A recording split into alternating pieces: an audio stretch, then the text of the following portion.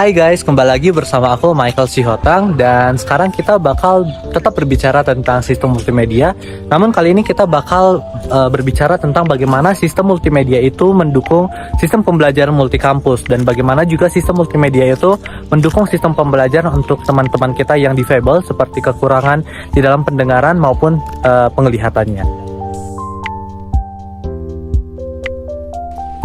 Albert Einstein pernah berkata bahwa pendidikan itu bukan berbicara tentang bagaimana kita mempelajari suatu fakta, namun bagaimana melatih pikiran kita untuk berpikir. Nah, sebenarnya bagaimana sih sistem pembelajaran yang paling efektif itu sekarang? Sekarang adanya beberapa tantangan karena adanya perubahan dari sistem pembelajaran online menjadi sistem pembelajaran offline. Sehingga para ahli sudah banyak melakukan analisis bagaimana sistem pembelajaran yang paling efektif untuk dilakukan.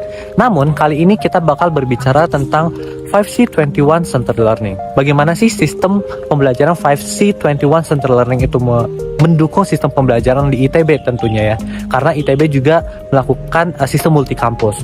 Nah, 5C21 Centered Learning ini meliputi choice, critical thinking, communication, collaboration, dan juga creativity. Dan di sini para mahasiswa itu dituntut jauh lebih aktif, sehingga di sini berfokus pada student driven learning, yang artinya para dosen maupun para pengajar itu bukan lagi menjadi seorang teaching, namun sudah bergeser menjadi mentoring, coaching, nurturing gitu.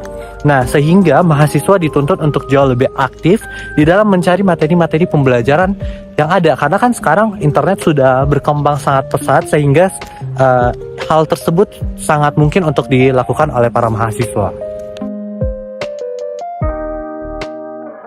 Jadi, bagaimana sih sistem pembelajaran yang paling efektif itu untuk sistem multikampus?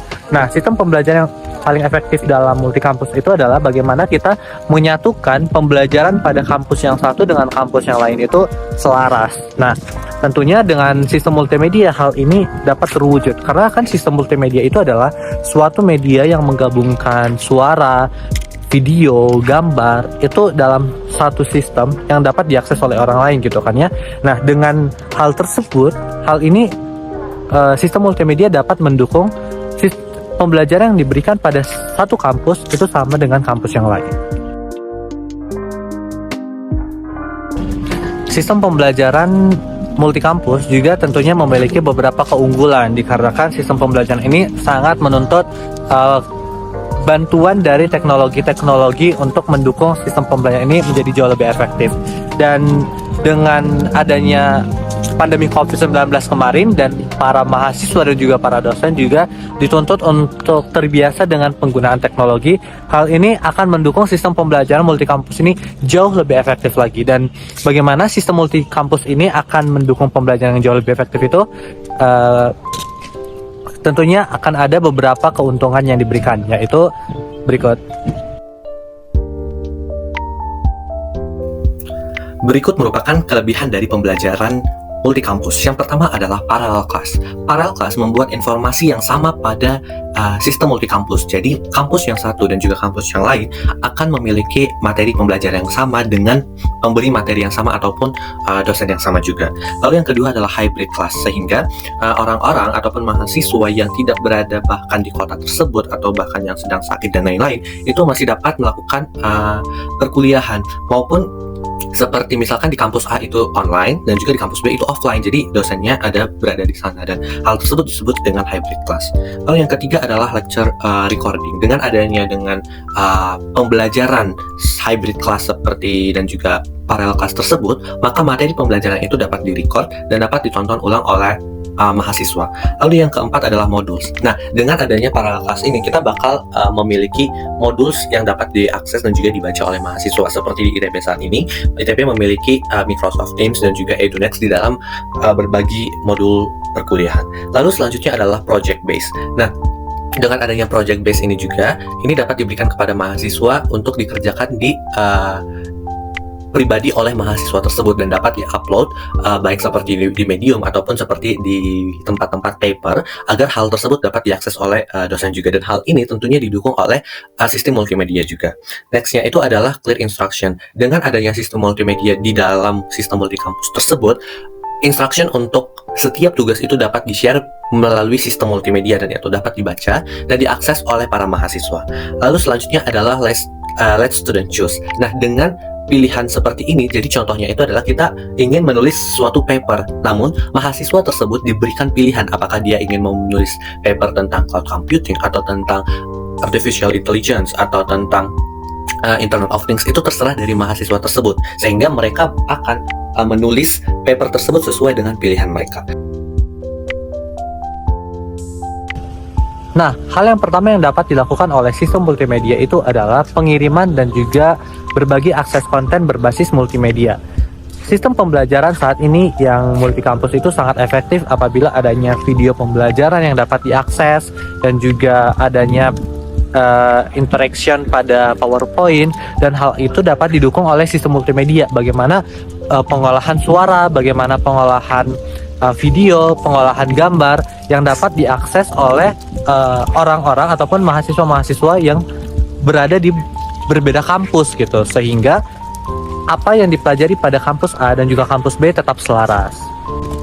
Lalu poin yang kedua adalah interaksi dan juga kolaborasi antar kampus. Nah, hal ini juga dapat didukung dengan video pembelajaran online yang seperti tadi dan juga video conference. Nah, video conference ini hal tersebut dapat menghubungkan ketika pembelajaran itu dilakukan, kampus A dan juga kampus B mengakses video conference yang sama dan dengan satu dosen yang sama, sehingga materi pembelajaran yang didapat oleh mahasiswa-mahasiswi tersebut itu sama. Nah, hal ini juga adalah berbasis multimedia karena kan berbicara tentang video, tentang gambar, tentang suara yang dapat diakses oleh berbagai media dan dapat disampaikan di berbagai tempat.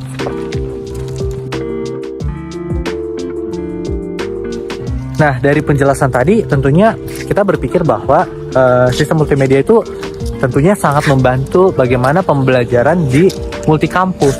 Namun tadi kan di awal aku nge-state itu bagaimana juga sistem multimedia itu mendukung para difabel pada yang kekurangan dalam penglihatan dan juga pendengaran itu dapat belajar dengan efektif. Nah, apa yang bisa kita lakukan? Nah, untuk penglihatan itu kita dapat membuat suatu aplikasi yang tentunya bisa membantu mereka melihat pembelajaran yang kurang jelas seperti itu. Dan untuk fitur-fiturnya nanti bakal aku jelasin. Dan bagaimana untuk yang pendengaran, tentunya yang pendengaran juga bagaimana kita membuat suatu aplikasi juga untuk membantu mereka di dalam mendengarkan materi pembelajaran sehingga mereka tidak ketinggalan materi pembelajarannya seperti itu. Nah, fitur-fitur apa saja yang harus perlu ada pada aplikasi untuk membantu para kaum difabel yang kekurangan dalam penglihatan tersebut? Nah, untuk fitur-fiturnya adalah sebagai berikut. Fitur yang pertama adalah aplikasi ini dirancang agar semua teks dan elemen antarmuka dapat dibaca oleh layar pembaca.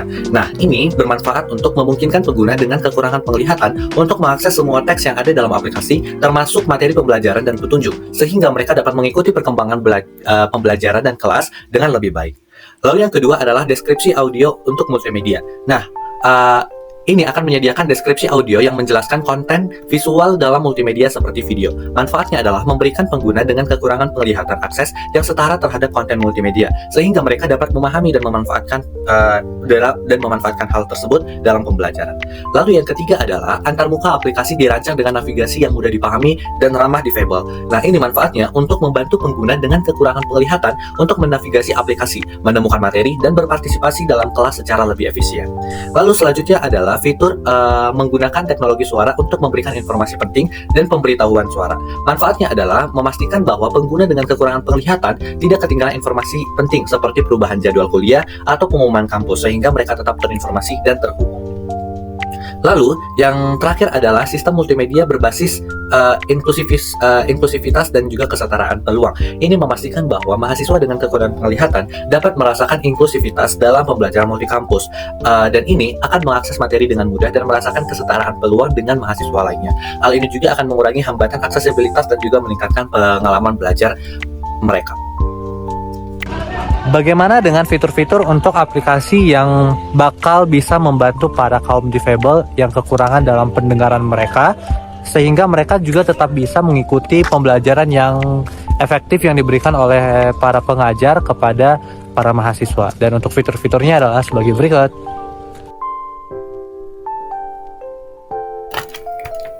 Sistem multimedia berbasis aplikasi yang mendukung difabel yang kekurangan pendengaran untuk mengikuti pembelajaran multikampus adalah suatu solusi yang sangat penting dalam rangka memastikan bahwa semua mahasiswa termasuk mereka yang mengalami gangguan pendengaran memiliki aksesibilitas dan kesempatan yang sama dalam pendidikan.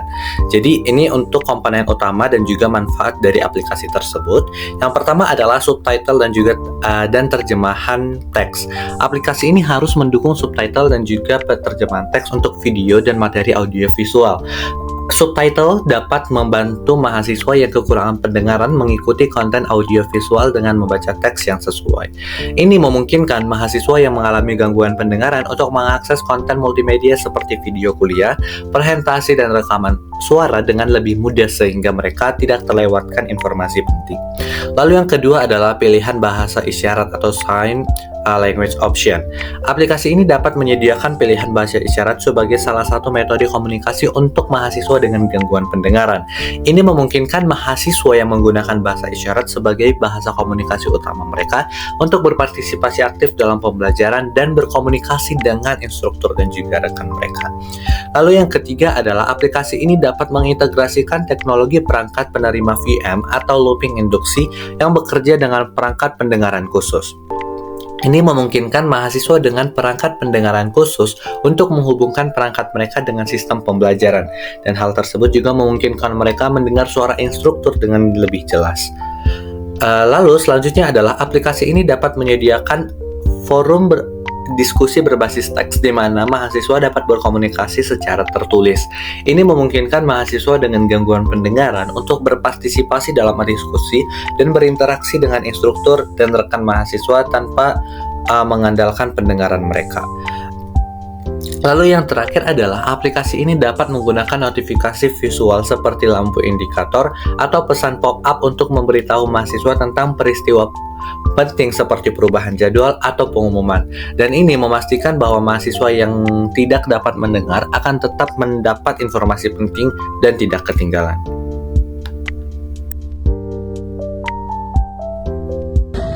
Oke, dari fitur-fitur yang telah aku jelaskan tadi dapat disimpulkan bahwa sistem multimedia ini sangat dapat membantu para kaum difabel, baik bagi kaum difabel yang mengalami masalah di pendengaran maupun di penglihatan itu menjadi belajar dengan jauh lebih efektif. Dan di awal tadi saya juga telah menjelaskan bagaimana sistem multimedia ini membantu sistem multikampus itu belajar, dan dapat disimpulkan bahwa sistem multimedia dapat membantu pembelajaran yang jauh lebih efektif bagi sistem multikampus dan membantu sistem pembelajaran yang jauh lebih efektif juga bagi kaum difabel.